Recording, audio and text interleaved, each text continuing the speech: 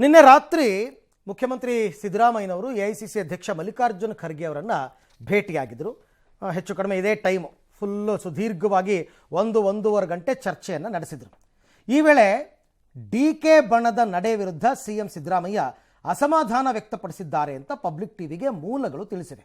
ಹೊರಗಡೆ ಬಂದ್ಬಿಟ್ಟು ಅವರು ಇಲ್ಲ ನಾವು ಲೋಕಲ್ ಬಾಡಿ ಎಲೆಕ್ಷನ್ ಬಗ್ಗೆ ಅಷ್ಟೇ ಚರ್ಚೆ ಮಾಡಿದ್ವಿ ಅಂತಂದರು. ಬಟ್ ಒಳಗಡೆ ಡಿಕೆ ಬಣದ ಬಗ್ಗೆ ಅಸಮಾಧಾನ ವ್ಯಕ್ತಪಡಿಸಿದ್ದಾರಂತೆ. ಹಾಗಾದರೆ ಖರ್ಗೆ ಜೊತೆ ಸಿಎಂ ಮಾತಾಡಿದ್ದು ಏನು, ಸಿಎಂಗೆ ಖರ್ಗೆ ಕೊಟ್ಟಿರುವ ಹೈಕಮಾಂಡ್ ಸಂದೇಶ ಏನು, ಅದನ್ನು ಇವಾಗ ನಾವು ನೋಡ್ತಾ ಹೋಗೋಣ. ನಿನ್ನೆ ಏನೇನು ನಡೀತು ಮಾತುಕತೆ ಅಂತಂದ್ಬಿಟ್ಟು. ಈಗ ಡಿಕೆ ಬಣದ ವಿರುದ್ಧ ಮುಖ್ಯಮಂತ್ರಿಗಳು ಗರಂ ಆಗಿದ್ದಾರಂತೆ. ಅವ್ರು ಹೇಳ್ತಾರೆ ನೋಡಿ, ತಿಂಗಳ ಕೊನೆಯಲ್ಲಿ ದೆಹಲಿಗೆ ಕರೆದು ಮಾತನಾಡ್ತೀವಿ ಅಂತ ಹೈಕಮಾಂಡ್ನವ್ರು ಹೇಳಿದ್ದಾರೆ. ನೀವು ಹೇಳಿದ್ದೀರಾ, ಎಲ್ಲರೂ ಹೇಳಿದ್ದೀರಲ್ವಾ. ಹೀಗಿರಬೇಕಾದ್ರೆ ದೆಹಲಿಗೆ ಶಾಸಕರು ಪರೇಡ್ ನಡೆಸಿದ್ದು ಯಾಕೆ? ಈಗ ಹೋಗಿದ್ರಲ್ಲ ಎಲ್ಲರೂ ಕೂಡ, ಶರತ್ ಬಚ್ಚೇಗೌಡ ಅವರೆಲ್ಲರೂ ಹೋಗಿ ಮಾತನಾಡ್ಕೊಂಬಂದ್ರಲ್ಲ, ಯಾಕೆ ಹೋಗಬೇಕಾಗಿತ್ತು ಇವರು? ಕರೆದು ಮಾತನಾಡ್ತೀವಿ ಅಂದಮೇಲೆ ಸ್ವಲ್ಪ ತಾಳ್ಮೆಯಿಂದ ಕಾಯಬೇಕಾಗಿತ್ತಲ್ವಾ? ಆದಾಗ್ಯೂ ಶಾಸಕರು ದೆಹಲಿ ಪರೇಡ್ ನಡೆಸುವ ಅವಶ್ಯಕತೆ ಏನಿತ್ತು? ಇದು ಸರ್ಕಾರದ ಮಟ್ಟದಲ್ಲಿ ಅನಗತ್ಯವಾದ ಗೊಂದಲವನ್ನು ಉಂಟು ಮಾಡಿದೆ. ಇವ್ರು ಹೋಗಿದ್ದೇ ಅನಗತ್ಯ ಗೊಂದಲ. ಆಗಲೇ ಅದು ಪೀಕ್ಗೆ ಹೋಗಿದ್ದು ಅಧಿಕಾರ ಹಂಚಿಕೆ ವಿಚಾರ. ಹೈಕಮಾಂಡ್ ಮುಂದೆ ಆಡಿರುವ ಮಾತಿಗೆ ನಾನು ಈಗಲೂ ಬದ್ಧ ಅಂತಾರವರು. ಅವತ್ತೇನು ಒಪ್ಪಂದ ಆಗಿತ್ತು ಆ ಒಪ್ಪಂದಕ್ಕೆ ನಾನು ಈಗಲೂ ಬದ್ಧ, ನನ್ನಿಂದ ಯಾವುದೇ ಗೊಂದಲ ಆಗಿಲ್ಲ ಮತ್ತು ಆಗಬಾರದು ಅಂತ ಹೇಳ್ತಾರೆ ಸಿದ್ದರಾಮಯ್ಯ. ನನ್ನಿಂದ ವೈಯಕ್ತಿಕವಾಗಿ ಯಾವುದೇ ಗೊಂದಲ ಆಗಿಲ್ಲ, ಆಗಬಾರ್ದು. ಇದೇ ಕಾರಣಕ್ಕೆ ನಾನು 5 ವರ್ಷ ಅವ್ರು ಹೋಗಿದ್ರಲ್ಲ ಅದಕ್ಕೆ 5 ವರ್ಷ ಅವಧಿ ಬಗ್ಗೆ ನಾನು ಮಾತನಾಡಿದ್ದೀನಿ ಅಂತ. ಬಟ್ ಅವ್ರು ಹೋದ್ಮೇಲಲ್ಲ, ಈ ಹಿಂದೆನೂ ಮಾತಾಡಿದ್ರು. ದಸರಾ ಸಂದರ್ಭದಲ್ಲೆಲ್ಲ ಹೋದಾಗ ನಾನೇ 5 ವರ್ಷ ಸಿಎಂ ಅಂತ ಹೇಳಿದ್ರು. ಕೊಟ್ಟ ಮಾತಿನ ಬಗ್ಗೆ ಡಿ ಕೆ ಸುರೇಶ್ ಮಾತಾಡಿದ್ದಾರೆ. ಡಿ ಕೆ ಸುರೇಶ್ ಹೇಳಿದ್ರಲ್ಲ ಸಿದ್ದರಾಮಯ್ಯನವರು ಮಾತಿಗೆ ತಪ್ಪಬಾರ್ದು ಅಂತಂದ್ಬಿಟ್ಟು. ಕೊಟ್ಟ ಮಾತಿನಂತೆ ನಡೆದುಕೊಳ್ತಿಲ್ಲ ಅಂತ ಯಾರು ಹೇಳಿದ್ರು ಅವ್ರಿಗೆ? ನಾ ಹೇಳಿದ್ದೀನ ಇಲ್ಲಾದರೂ ಇಲ್ವಲ್ಲ ಅಂತ ಅವ್ರು ಹೇಳಿರ್ತಕ್ಕಂಥದ್ದು. ಹೀಗೆ ಬಲ ಪ್ರದರ್ಶನಕ್ಕೆ ಮುಂದಾದರೆ ನನಗೂ ಅನಿವಾರ್ಯತೆ ಆಗುತ್ತೆ. ಅಂದರೆ ಅವರು ಬಲ ಪ್ರದರ್ಶನ ಮಾಡಿದ್ರೆ ನಮ್ಮವ್ರಿಗೆ ಡೆಲ್ಲಿಗೆ ಹೋಗಕ್ಕೆ ಬರಲ್ವಾ? ನಮ್ಮವರು ಹೋಗ್ತಾರೆ. ಅವರೇ ಶಾಸಕರನ್ನ ದೆಹಲಿಗೆ ಕಳಿಸಿದ್ರೆ ನಾನು ಶಾಸಕರ ಬೆಂಬಲದ ಬಗ್ಗೆ ಮಾತಾಡಬೇಕಾಗತ್ತೆ. ಅಂದರೆ ಒಂಥರ ಎಚ್ಚರಿಕೆಯನ್ನು ಕೂಡ ಕೊಟ್ಟಂಗಾಗಿದೆ. ಅರಸು ದಾಖಲೆಯನ್ನು ಮುರಿಯುವುದು ಹಾಗೂ ಅತಿ ಹೆಚ್ಚು ಬಜೆಟ್ ಮಂಡನೆಯ ದಾಖಲೆಯನ್ನು ಮಾಡೋದು ಎರಡೂ ನಿಮ್ಮಿಂದ ಆಗಬೇಕು ಅಂತ ಕೆಲ ಸಚಿವರು ಶಾಸಕರು ಹೇಳ್ತಾ ಇರೋದು ನಿಜ. ಒತ್ತಡ ಹಾಕ್ತಾ ಇದ್ದಾರೆ ನನಗೆ. ಎಲ್ಲವೂ ಹೈಕಮಾಂಡ್ ನಿರ್ಧಾರ ಮಾಡಿದ್ರೆ ಮಾತ್ರ ಸಾಧ್ಯ ಅಂತ ನಾನು ಹೇಳಿದ್ದೀನಿ. ಆಯ್ತಪ್ಪ, ನಾನೇ ಎಲ್ಲನೂ ಒಪ್ಪಿಗೆ ಕೊಟ್ಟಿಲ್ಲ, ಹೈಕಮಾಂಡ್ ನಿರ್ಧಾರ ಮಾಡಿದ್ರೆ ಆಗುತ್ತೆ. ನೀವು ಕರೆದಾಗ ನಾನು ದೆಹಲಿಗೆ ಬರ್ತೀನಿ. ನೀವು ಮತ್ತು ರಾಹುಲ್ ಗಾಂಧಿ ಕೈಗೊಳ್ಳುವ ತೀರ್ಮಾನಕ್ಕೆ ನಾನು ಬದ್ಧ ಅಂತ. ನಂದೇನೂ ಇಲ್ಲ, ಎಲ್ಲ ನಿಮ್ಮದೇನೆ. ನನ್ನಿಂದ ಯಾವುದೇ ಪ್ರಮಾದಗಳು ಆಗಿಲ್ಲ. ನಾಳೆ ದಿನ ನನ್ನ ಕಡೆ ಬೊಟ್ಟು ಮಾಡಿ ತೋರಿಸ್ಬೇಡಿ ಆಯಿತಾ? ಎಲ್ಲ ಗೊಂದಲ ಸೃಷ್ಟಿ ಮಾಡ್ತಿರೋದು D K Shivakumar and gang ಅಂತ ಕ್ಲೀನಾಗಿ ತಮಗೆ ತಾವೇ ಕ್ಲೀನ್ ಚಿಟ್ ಕೊಟ್ಕೊಂಡು ಬಂದ್ಬಿಟ್ಟಿದ್ದಾರೆ ಸಿದ್ದರಾಮಯ್ಯ. ಓಕೆ, ಹಾಗಿದ್ರೆ ಇದಕ್ಕೆ ಖರ್ಗೆ ಅವರ ರಿಯಾಕ್ಷನ್ ಕೂಡ ಇರಬೇಕಲ್ಲ. ಅವ್ರೇನು ಹೇಳಿದ್ದಾರೆ? ಹೈಕಮಾಂಡ್ ಜೊತೆಗೆ ಮಾತನಾಡಿದಂತಹ ಸಂದರ್ಭದಲ್ಲಿ ಹೈಕಮಾಂಡ್ ಖರ್ಗೆ ಅವ್ರಿಗೊಂದು ಜವಾಬ್ದಾರಿ ಕೊಟ್ಟಿದ್ದಾರೆ. ಆ ಜವಾಬ್ದಾರಿ ಏನು ಅನ್ನೋದನ್ನ ಇಲ್ಲಿ ತಿಳಿ ಹೇಳುವಂತಹ ಕೆಲಸವನ್ನು ಕೂಡ ಸಿದ್ದರಾಮಯ್ಯನವರ ಮುಂದೆ ಖರ್ಗೆ ಅವರು ಮಾಡಿದ್ದಾರೆ. ನೀವು ಮತ್ತು ಡಿ ಕೆ, ಅಂದ್ರೆ ಸಿದ್ದರಾಮಯ್ಯ ಮತ್ತು ಡಿ ಕೆ ಇಬ್ಬರ ಜೊತೆಗೂ ಮಾತಾಡೋದಕ್ಕೆ ರಾಹುಲ್ ಗಾಂಧಿ ನನಗೆ ಹೇಳಿದ್ದಾರೆ. ನಾನು ಇಬ್ಬರ ಜೊತೆನೂ ಮಾತಾಡ್ತೀನಿ, ಸ್ವಲ್ಪ ಪೇಷನ್ಸ್ ಇಂದ ಇಬ್ರು ಕೂಡ ಕಾಯ್ಬೇಕಷ್ಟೇ. ಮತ್ತು ಹೈಕಮಾಂಡ್ ಹಿಂದೆ ಹೇಳಿದ ಮಾತಿಗೆ ಈಗಲೂ ಕೂಡ ಬದ್ಧವಾಗಿದೆ. ಅಂದ್ರೆ 50-50 ಸೂತ್ರ. ಆಗೇನು ಒಪಿನಿಯನ್ಗೆ ಬಂದಿದ್ರು ಅದು ಈಗಲೂ ಕೂಡ ಅವರು ಬದ್ಧರಾಗಿದ್ದಾರೆ. ಬಟ್ ಆ ಟೈಮ್ ಬಂದಾಗ ನೀವು ಅದಕ್ಕೆ ಬದ್ಧರಾಗಿರಬೇಕು ಅನ್ನುವಂತಹ ಪರೋಕ್ಷ ಸಂದೇಶ. ಸದ್ಯಕ್ಕೆ ಪರಿಸ್ಥಿತಿ ಪೂರಕವಾಗಿಲ್ಲ. ಅಂದರೆ ಈಗ ಬಿಹಾರದ ಎಲೆಕ್ಷನ್ ಸೋತಾಗಿದೆ, ಅದರಿಂದ ಸ್ವಲ್ಪ ಚೇತರಿಸ್ಕೊಳ್ಬೇಕಿದೆ. ಆ ತಕ್ಷಣಕ್ಕೆ ಇಲ್ಲಿ ಏನಾದರೂ ಬದಲಾವಣೆಗಳನ್ನ ಮಾಡಿದ್ರೆ ಅದು ಪಕ್ಷಕ್ಕೆ ಡ್ಯಾಮೇಜ್ ಅನ್ನೋದು ಗೊತ್ತು ಅವರಿಗೆ. ಆ ಕಾರಣಕ್ಕಾಗಿ ಈಗ ಪರಿಸ್ಥಿತಿ ಸರಿ ಇಲ್ಲ, ನಿರ್ಧಾರನೆಲ್ಲ ಸಮಯ ನೋಡ್ಕೊಂಡು ಮಾಡ್ತಾರೆ, ಅದಕ್ಕೆ ನಿಮ್ಮ ಸಹಕಾರ ಕೂಡ ಬೇಕು ಅಂತ ಅವ್ರು ಕೋರಿದ್ದಾರೆ. ತಿಂಗಳ ಕೊನೆಯಲ್ಲಿ ಇಬ್ಬರನ್ನು ಕರೆಸಿ ಕೂತ್ಕೊಂಡು ಮಾತನಾಡೋದಕ್ಕೆ ಹೈಕಮಾಂಡ್ ಸೂಚನೆಯನ್ನ ಕೊಟ್ಟಿದೆ ಅಂತ. ಅಲ್ಲಿವರೆಗೂ ಕಾಯೋದಕ್ಕೆ ಇವ್ರು ಯಾರಿಗೂ ಕೂಡ ಪೇಷನ್ಸ್ ಇಲ್ಲ. ಅದೇ ಇಲ್ಲಿರುವಂತಹ ಮುಖ್ಯ ವಿಚಾರ. 2.5 ವರ್ಷ ಮುಗಿತ್ತು, ಹಾಗೆ ಹ್ಯಾಂಡ್ ಓವರ್ ಆಗ್ಬಿಡ್ಬೇಕು, ಕೇಕ್ ಕಟ್ ಮಾಡಿದಾಗೆ ಶಿಫ್ಟ್ ಮಾಡಿಬಿಡ್ಬೇಕು ಅನ್ನೋದು ಇಬ್ಬರ ಒಂದು ವಿಚಾರವೂ ಕೂಡ ಹೌದು.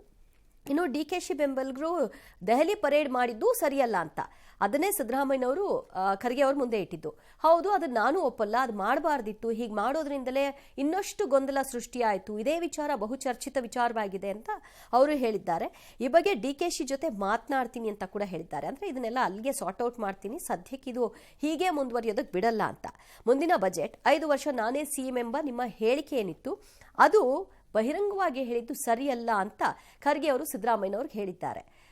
ಅವರು ಇದನ್ನು ಹೇಳದೇ ಇದ್ರೆ ಇನ್ನೇನು ಮಾಡಬೇಕಿತ್ತು ಅನ್ನೋದು ಅವರ ವಿಚಾರ ಆದರೆ ಹಾಗೆ ಹೇಳೋದ್ರಿಂದ ಇನ್ನಷ್ಟು ಕೆರಳಿಸುತ್ತೆ, ಆ ಮೂಲಕವೇ ಇವರೆಲ್ಲರೂ ಹೊರಗೆ ಬರ್ತಾ ಇರೋದು ಅನ್ನೋದು ಖರ್ಗೆ ಅವರ ವಾದ. ಸರ್ಕಾರ ರಚನೆ ವೇಳೆ ನಡೆದಿರುವ ಮಾತುಕತೆಗೆ ನಾನು ಕೂಡ ಸಾಕ್ಷಿಯಾಗಿದ್ದೀನಿ. ಪಕ್ಷದ ತೀರ್ಮಾನದ ಬಗ್ಗೆ ಬಹಿರಂಗಪಡಿಸುವಂತಹ ಬಗ್ಗೆ ಅವತ್ತೇ ಚರ್ಚೆಯಾಗಿತ್ತು. ಆದರೆ ನಾನೇ ಹೇಳಿದ್ದೆ, ಅಧಿಕಾರ ಆಡಳಿತ ಸರ್ಕಾರದ ಮೇಲೆ ಪ್ರಭಾವ ಬೀರುತ್ತೆ. ಸೊ ಹಾಗಾಗಿ ಈ ಸಂದರ್ಭ ಅಲ್ಲ ಇದನ್ನು ಹೇಳೋದು, ಇದನ್ನು ಹಾಗೇ ಇಡೋಣ, ಮುಂದಿನ ದಿನಗಳಲ್ಲಿ ಅದನ್ನು ಹಸ್ತಾಂತರ ಮಾಡುವಂತಹ ಸಂದರ್ಭ ಬಂದಾಗ ಅದನ್ನು ಮಾಡೋಣ ಅಂತ ಹೇಳಿ ಗೊಂದಲಕ್ಕೆ ಎಡೆ ಮಾಡಿಕೊಡದೆ ಅದನ್ನು ಪೋಸ್ಟ್ಪೋನ್ ಮಾಡಿದ್ವಿ. ಈಗ ಸಮಯ ಬಂದಾಗ ಅದನ್ನು ಹೈಕಮಾಂಡ್ ತೀರ್ಮಾನ ಮಾಡುತ್ತೆ, ನೀವು ದಯವಿಟ್ಟು ಸುಮ್ಮನಿರಿ ಅಂತ ಸಿದ್ದರಾಮಯ್ಯನವರಿಗೆ ಖರ್ಗೆ ಅವರು ಹೇಳಿದ್ದಾರೆ ಅಂತ ಗೊತ್ತಾಗ್ತಿರೋ ವಿಷಯ. ಅಂದರೆ ಅಲ್ಲಿಗೆ ಒಟ್ಟಾರೆ ಸಾರಾಂಶ ಏನು, ಸಿದ್ದರಾಮಯ್ಯ ಮತ್ತು ಖರ್ಗೆ ಅವರ ಮಾತುಕತೆಯದ್ದು ಅಂದರೆ ನಾನು ಆಗಲೇ ಹೇಳಿದಂತೆ ಸಿದ್ದರಾಮಯ್ಯನವರು ಮಾತ್ರ ಕ್ಲೀನ್ ಚಿಟ್ ತಗೊಂಡ್ರು. ಮಲ್ಲಿಕಾರ್ಜುನ್ ಖರ್ಗೆ ಅವರು ಹೇಳೋ ಪ್ರಕಾರ 5 ವರ್ಷ ನೀವೇ CM ಅಂತ ಬಹಿರಂಗವಾಗಿ ಹೇಳಿದ ತಪ್ಪು ಅನ್ನೋದೇ ಆದರೆ ಅಧಿಕಾರ ಹಸ್ತಾಂತರ ಇದೆ ಅಂತ ಆಯ್ತು. ಸೊ ಹಾಗಾಗಿ ಅದು ಯಾವಾಗ ಆಗಬೇಕು ಅಂತ ನೋಡ್ಬೇಕು. ಈಗ 50-50 ಸೂತ್ರ ಅಂತಾನೆ ಆಗಿದ್ರೆ ಅರ್ಧ ಅಧಿಕಾರ ಇವ್ರಿಗೆ ಅರ್ಧ ಅಧಿಕಾರ ಅವ್ರಿಗೆ ಅಂದ್ರೆ ಈಗ ಅರ್ಧ ಆಯ್ತು. ಹಾಗಾಗಿ ಈಗ DK ಶಿವಕುಮಾರ್ ಕೇಳಿದ್ರೆ ತಪ್ಪೇನು? ಹಂಗಿದ್ರೆ ಪರಿಸ್ಥಿತಿ ಈಗ ಸಮಯ ಸರಿ ಇಲ್ಲ ಅಂದ್ರೆ, ಈಗ ಬಿಹಾರ್ ಚುನಾವಣೆ ಸೋತಿದ್ದಾರೆ, ಈಗ ಪರಿಸ್ಥಿತಿ ಸರಿ ಇಲ್ಲ. ಈಗ ನೆಕ್ಸ್ಟ್ ಮತ್ತೆ ಎಲೆಕ್ಷನ್ಗಳು ಬರ್ತವೆ, ವೆಸ್ಟ್ ಬೆಂಗಾಲ್ ಎಲೆಕ್ಷನ್ ಇದೆ, ತಮಿಳುನಾಡು ಎಲೆಕ್ಷನ್ ಇದೆ, ಎಲೆಕ್ಷನ್ಗಳು ನಡೀತಾನೆ ಇರುತ್ತೆ. ಪ್ರತಿ ಎಲೆಕ್ಷನ್ನಲ್ಲೂ ಕಾರಣ ಕೊಟ್ಕೊಂಡು ಕೂತ್ಕೊಳ್ಳೋಕ್ಕಾಗತ್ತಾ? ಆಗಲ್ಲ. ಸೊ ಹಾಗಾಗಿ ಇದೊಂಥರ ನನ್ನ ಪ್ರಕಾರ ಫೈನಲ್ ಆಗಿ ಹೈಕಮಾಂಡ್ಗೆನೆ ದೊಡ್ಡ ಸವಾಲಿದು. ಹೈಕಮಾಂಡ್ಗೆ ದೊಡ್ಡ ಸವಾಲು. ಜೀನಿ ಸ್ಲಿಮ್ ರೆಫರ್ ಮಾಡ್ಬೇಕಾದ್ರೆ ಕಾರಣ ಏನಂದ್ರೆ ವೇಟ್ ಲಾಸ್ ಸಲುವಾಗಿ ನನ್ ಬಾಳ ಜನ ಕೇಳಿದ್ರು. ಫಸ್ಟ್ ನಾನ್ ತಗೊಂಡು ನನಗೆ ರಿಸಲ್ಟ್ ಬಂದ್ಮೇಲೆ ಆಮೇಲೆ ನಾನು ಜೀನಿ ಸ್ಲಿಮ್ ಇನ್ನೊಬ್ಬರಿಗೆ ಪ್ರಿಪೇರ್ ಮಾಡಿದ್. ಸುಸ್ತಾಗೋದು ಕಡಿಮೆ ಆಯ್ತು, ವೀಕ್ನೆಸ್ ಅದು ಏನೂ ಇಲ್ಲ, ಪೂರಾ ಹೆಲ್ದಿ ಅದೇನಿ. ವೇಟ್ ಜಾಸ್ತಿ ಇರೋರಲ್ಲಿ ಏನೇ ಡೌಟ್ ಇಲ್ಲದೆ 100% ಬಳಸಬಹುದು. ಪ್ರತಿದಿನ ನಮ್ಮ ಜೀನಿ ಸ್ಲಿಮ್ ನ ಯೂಸ್ ಮಾಡಿ ಯಾವುದೇ ಸೈಡ್ ಎಫೆಕ್ಟ್ ಇಲ್ದಂಗೆ ನೀವು ಸಣ್ಣ ಆಗ್ತೀರಾ. ನಾನು CM ಆಗಲ್ಲ ಎಂದಿರುವ ಬಿಜೆಪಿಗರಿಗೆ ಗಿಳಿಶಾಸ್ತ್ರ ಕೇಳಿ ಅಂತ DK ಶಿವಕುಮಾರ್ ಮೊನ್ನೆ ಹೇಳಿದ್ರು. ಜಾತಕ ಗೀತಕ ತೋರ್ಸಕ್ಕೆ ಹೇಳಿ, ಗಿಳಿಶಾಸ್ತ್ರ ಕೇಳಕ್ಕೆ ಹೇಳಿ ಅಂತ. ಇದನ್ನು ಖಂಡಿಸಿ ಮಂಡ್ಯ ಬಿಜೆಪಿ ಕಾರ್ಯಕರ್ತರು ಗಿಳಿಶಾಸ್ತ್ರ ಕೇಳಿ ಪ್ರತಿಭಟನೆ ಮಾಡಿದ್ದಾರೆ. ಗಿಳಿಶಾಸ್ತ್ರ ಕೇಳಿದಾಗ ಚೊಂಬು ಇರುವ ಕಾರ್ಡನ್ನು ಗಿಳಿ ತೆಗೆದಿದೆ. ಹಾಗಾಗಿ DK CM ಆಗಲ್ಲ, DK ಕೈಗೆ ಚೊಂಬು ಅಂತ ಬಿಜೆಪಿಗರು ಕಾಲೆಳೆದಿದ್ದಾರೆ. ಇದೇ ವೇಳೆ ಸಿದ್ದರಾಮಯ್ಯ CM ಆಗಿ ಮುಂದುವರೆದರೆ ಜನರಿಗೆ ಒಳ್ಳೇದಾಗುತ್ತಾ ಅಂತ ಶಾಸ್ತ್ರ ಕೇಳಿದಾಗ ಗಿಳಿ ಹೂ ಇರುವ ಕಾರ್ಡನ್ನು ತೆಗೆದಿದೆ. ಆದರೆ ಬಿಜೆಪಿಗರು ಸಿದ್ದರಾಮಯ್ಯ ಜನರ ಕಿವಿಗೆ ಹೂ ಇಡ್ತಾರೆ ಅಂತ ವಿಡಂಬನೆ ಮಾಡಿದ್ದಾರೆ. ಇನ್ನು ಕಾಂಗ್ರೆಸ್ ಹೈಕಮಾಂಡ್ ಸೂಚನೆ ಕೊಟ್ಟರು ಸಿದ್ದರಾಮಯ್ಯ ರಾಜೀನಾಮೆ ಕೊಡಲ್ಲ ಅಂತ ಜಗದೀಶ್ ಶೆಟ್ಟರ್ ಭವಿಷ್ಯ ನುಡಿದಿದ್ದಾರೆ. ಇನ್ನು ರಾಜ್ಯದಲ್ಲಿ ಸದ್ಯದಲ್ಲೇ ಪರ್ಯಾಯ ವ್ಯವಸ್ಥೆಯ ಕಾಲ ಕೂಡಿ ಬರಲಿದೆ. ರಾಜ್ಯದ ಪ್ರಸ್ತುತ ರಾಜಕೀಯ ಬೆಳವಣಿಗೆ ಮೋದಿ ಅಮಿತ್ ಶಾ ಗಮನಿಸ್ತಾ ಇದ್ದಾರೆ. ದೇವೇಗೌಡರು, ನಡ್ಡಾಜಿ ಎಲ್ಲರೂ ಕೂಡಿ ಚರ್ಚೆ ಮಾಡ್ತಿದ್ದಾರೆ ಅಂತ ಕೇಂದ್ರ ಸಚಿವ ಸೋಮಣ್ಣ ಹೇಳಿದ್ದಾರೆ. ಈ ಮಧ್ಯೆ DKಶಿ ಹಗಲುಕನಸು ಟೀಕೆಗೆ ಪ್ರತಿಕ್ರಿಯಿಸಿರುವ ಕುಮಾರಸ್ವಾಮಿ, ಸರ್ಕಾರ 6 ತಿಂಗಳಲ್ಲಿ ಬೀಳುತ್ತೆ ಅಂತ ನಾನು ಹೇಳಿಲ್ಲ, ಯಾರೂ ಊಹೆ ಮಾಡದ ಬೆಳವಣಿಗೆ ಆಗುತ್ತೇನೆ ಅಂತ ಹೇಳಿದ್ದೀನಿ. ಈ ಮಧ್ಯೆ DKಶಿ CM ಆಗಬೇಕು ಅಂತ ಹಾವೇರಿಯ ರಾಣೆಬೆನ್ನೂರಿನ ದೇವರಗುಡ್ಡದ ಮಾಲ್ತೇಶ ದೇವರಿಗೆ ಅಭಿಮಾನಿಗಳು ವಿಶೇಷ ಪೂಜೆಯನ್ನು ಮಾಡಿಸಿದ್ದಾರೆ. ಇನ್ ಫೈಟಿಂಗ್ ಜೋರಿದೆ ಅಂತ ಹೇಳಿ ಒಳಗೊಳಗೆ ಗುಸುಗುಸು ಅಂತ ಏನಂತಾರಲ್ಲ, ಗುಸುಗುಸು ಬಡದಾಟ ಆ ರೀತಿ 2-3 ತಿಂಗಳು ನಡೀತಾ ಇದೆ. ಈಗ ನವೆಂಬರ್ ಅಂತ್ಯಕ್ಕೆ ಅದು ಹೊರಗಡೆ ಬರ್ತಾ ಇದೆ. ಇದು ಇನ್ ಫೈಟಿಂಗ್ಗೆ ಒಂದು ಅಂತಿಮವಾದಂಥ ಒಂದು ಸರಿಯಾದಂಥ ನಿರ್ಧಾರವನ್ನು ಕೈಗೊಳ್ಳೋದಿದ್ದಾರೆ ಕಾಂಗ್ರೆಸ್ ಪಾರ್ಟಿ. ಡೆಫಿನೆಟ್ಲಿ ಈ ಸರ್ಕಾರ ಪತನ ಆಗ್ತದೆ ಮತ್ತು ಸರ್ಕಾರ ಪತನ ಮುಖಾಂತರ ಕಾಂಗ್ರೆಸ್ ತನ್ನ ಅಸ್ತಿತ್ವವನ್ನು ಕಳ್ಕೊತದೆ.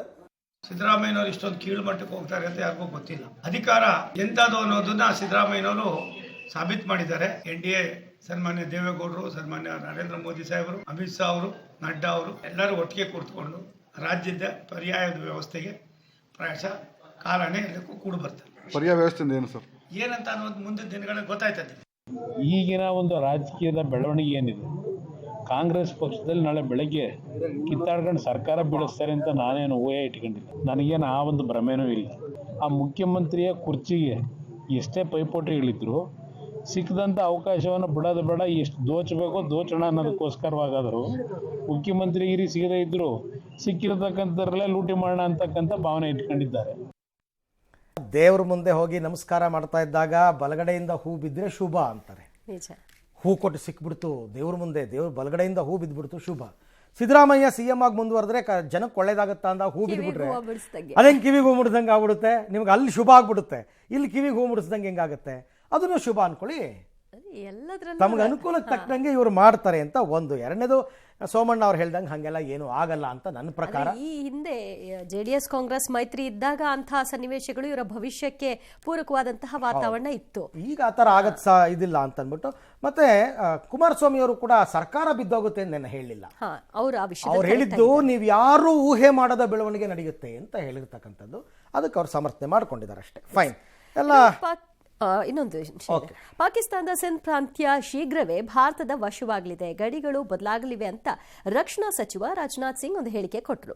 ಕಾರ್ಯಕ್ರಮವೊಂದರಲ್ಲಿ ಹೇಳಿರುವ ವಿಡಿಯೋ ಈಗ ಎಲ್ಲೆಡೆ ವೈರಲ್ ಆಗತೊಡಗಿದೆ. ಇದರಿಂದಾಗಿ ಪಾಕಿಸ್ತಾನಕ್ಕೆ ನಡುಕ ಶುರುವಾಗಿದೆ. ಸಿಂಧ್ ಪ್ರಾಂತ್ಯ 1947ರಲ್ಲಿ ವಿಭಜನೆಯ ನಂತರ ಪಾಕಿಸ್ತಾನದ ಭಾಗವಾಗಿತ್ತು. ಆ ಪ್ರದೇಶದಲ್ಲಿ ವಾಸಿಸ್ತಾ ಇದ್ದ ಸಿಂಧಿ ಜನರು ಭಾರತದಲ್ಲಿ ಆಶ್ರಯ ಪಡೆದಿದ್ರು. LK ಅಡ್ವಾಣಿಯಂತಹ ನಾಯಕರ ಪೀಳಿಗೆಯ ಸಿಂಧಿ ಹಿಂದೂಗಳು ಭಾರತದಿಂದ ಸಿಂಧ್ ಪ್ರದೇಶವನ್ನು ಬೇರ್ಪಡಿಸುವುದನ್ನು ಎಂದಿಗೂ ಒಪ್ಪಿಕೊಂಡಿಲ್ಲ ಅಂತ ರಕ್ಷಣಾ ಸಚಿವರು ಹೇಳಿದ್ದಾರೆ.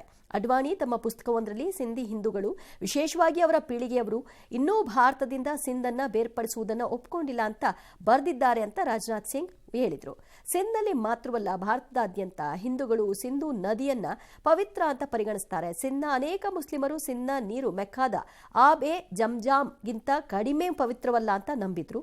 ಇದು ಅಡ್ವಾಣಿಜಿಯವರ ಉಲ್ಲೇಖ ಅಂತ ರಾಜನಾಥ್ ಸಿಂಗ್ ಹೇಳಿಕೆ ಕೊಟ್ಟರು.